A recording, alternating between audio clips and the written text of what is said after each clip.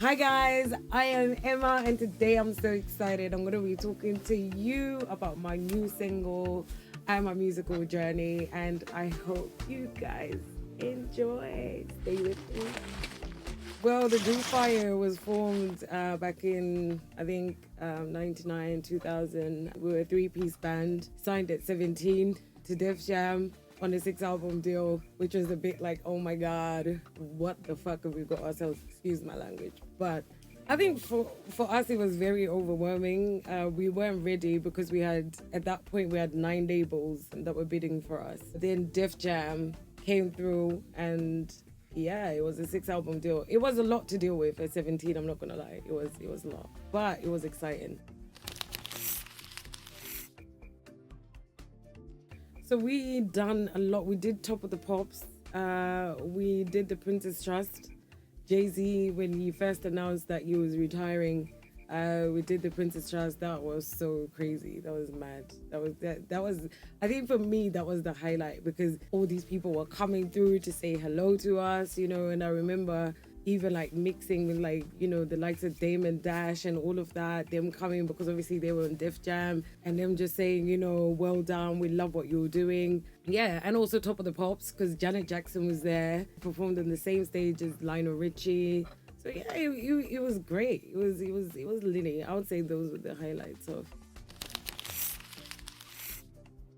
When we left Def Jam, we went over to Universal Japan, where the album was distributed via Universal, because when the relationship sort of like ended with Def Jam, because it was a 6-album deal, it was more or less, okay, what do we do with the album? Do we give it back to you guys or do we just shelf it? And the natural thing was to obviously give us back the album. After giving us back the album, like I said, it went to Universal. The album went gold in Japan. We toured Japan after, we toured the UK, and we did really well, came back, and then that's when sort of like everybody decided that, they wanted to go on their separate journey. I wouldn't say I went independent. I think the other girls sort of like went off and did music because I came from a background where my parents were like, okay, we're going to give music a shot. If it doesn't work out, then we're going to have to go back to the drawing board and we're going to have to go back to uni. And unfortunately for me, my journey just sort of like ended there because my parents were like, okay, we've done this. We've given you a shot. You've done well. The next natural thing now is for you to go to uni as expected from, African child growing up.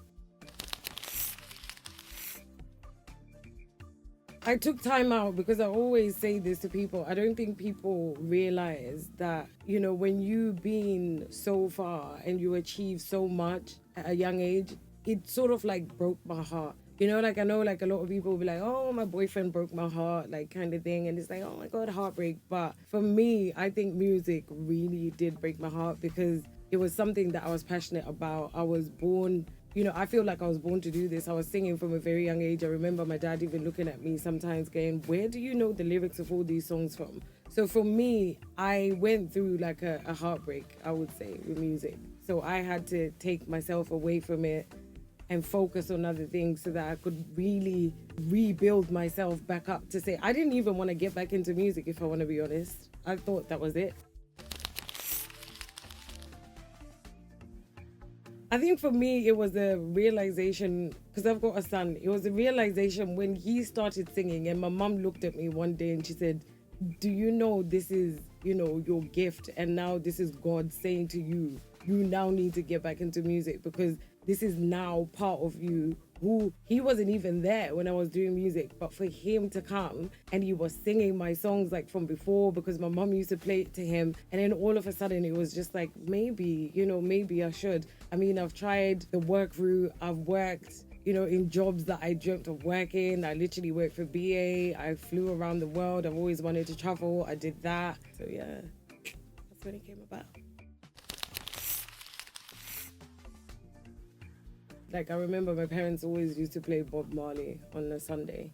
My mum would be cleaning and she would be playing Bob Marley. And then came over, transitioned to the UK. Most of my friends were Jamaican. And most of where I used to hang out, they used to play dancehall music. So for me, I've always had that fascination with dancehall music because it's like it brings you out, it brings your soul out of your body type thing. That's what dancehall music does. And I feel like for me, when I heard that sound, I was like, first instance, I was like, what is that music? I want that, because the drums, the beat, and even the way the people dance to it, to me, it brought so much life out of me, to the point where I was like, how about I mix that with like the African style that I have? Coming up to now, Amapiano is like the biggest thing, and I was like, but I just don't want to be an Amapiano artist. I want to mix and fuse this together and create a unique sound. You know, after Fire, we came with a new sound when we came through. So for me to come through, I had to bring something that's fresh to the scene, as you know we did back then. I didn't want to come back as, oh yeah, she just came back and she did Amapiano, or she just came back, she did dancehall. There had to be a mix of both genres that I'm really passionate about. So yeah. Not revenge. I just feel now I'm in a better place of like even writing, because I feel writing then was more of a chore. I just believe like we were summoned to write. We were in writing sessions. I remember even when we wrote Must Be Love, I was in the studio and the guy, no, when we went to the label, they basically said, we haven't got a single. We thought we had a single. And they basically said, no, we haven't got a single. So you guys are going to have to go into the studio. We have like basically organized a studio session and you guys have to go in the next hour. And I'm looking at this guy thinking, I really am not in the mood to write.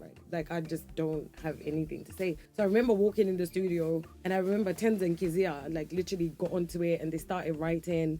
And I just remember sitting there thinking, oh my God, this is such a job and a half. And then, boom, it hit me. And I was like, the laziest thing I ever wrote was Must Be Love. The verse in Must Be Love. That was the laziest verse, because I was just like, okay, what's the hook? Must be love. Okay, cool. Must be love when I look into your eyes and get your words inside. Must be love when it feels unconditional. Must be love when it... When I look into your eyes and get your words inside. Must be love when it feels unconditional. Must be love when it's not meant. Love to love because it feels so much. And I was just like, yeah. But now, with this single here, I feel like I was more channeling, if that makes sense. It's like I had to sit within myself and literally think, right, okay, cool, I've got an idea, but I really need this to mean something. I mean, the title of the song is Every Woman, but it's not just talking about being every woman in a relationship. It's also talking about every woman in every aspect of every part of your life. Sister, daughter, mother, whatever role you played, you know. And I always said it can be looked at from a different angle. So that's where it really like literally resonated when I sat there and wrote this. And I was like, a lot of people can look at this a different way, like in different ways, however they want to like make it relate to them. So that's why I'm so excited about, I'm so excited for you guys to hear it. I'm so excited.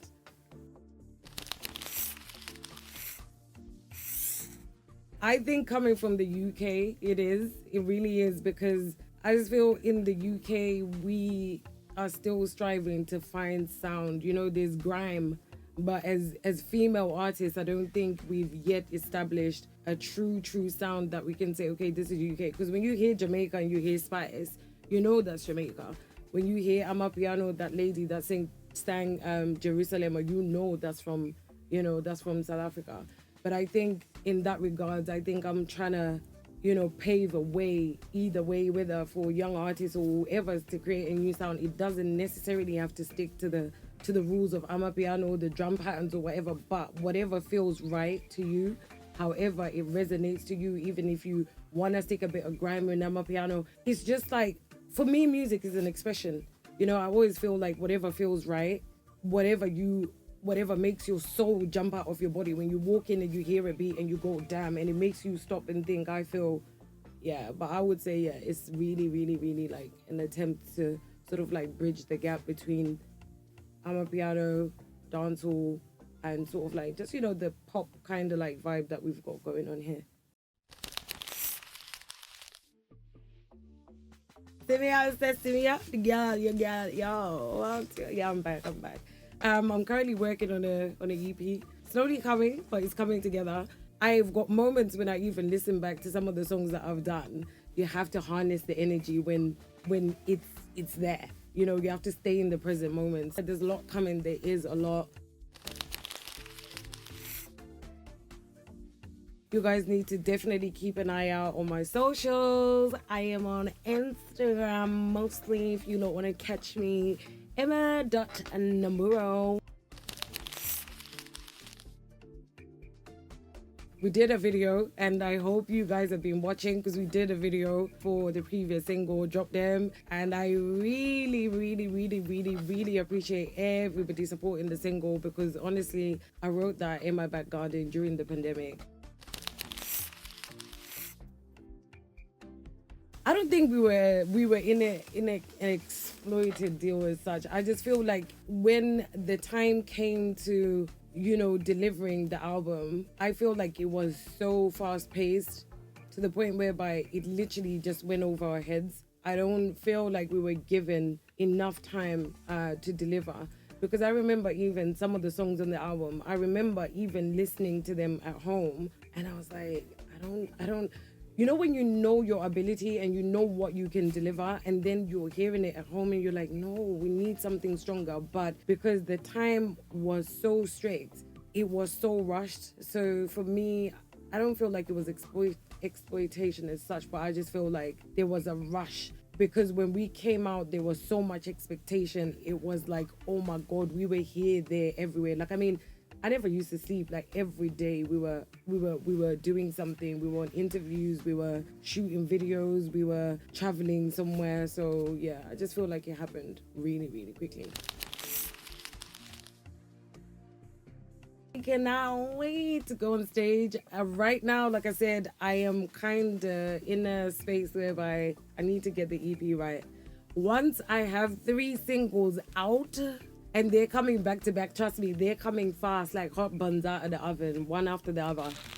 So thank you guys for hanging with me today. I am so excited to announce the single. So keep your eyes peeled. I am going to be spreading the pre-save link. You lot save it and support like always. I love you guys and I will see you guys soon. Hopefully at a festival somewhere and we can groove together. Okay. See you later.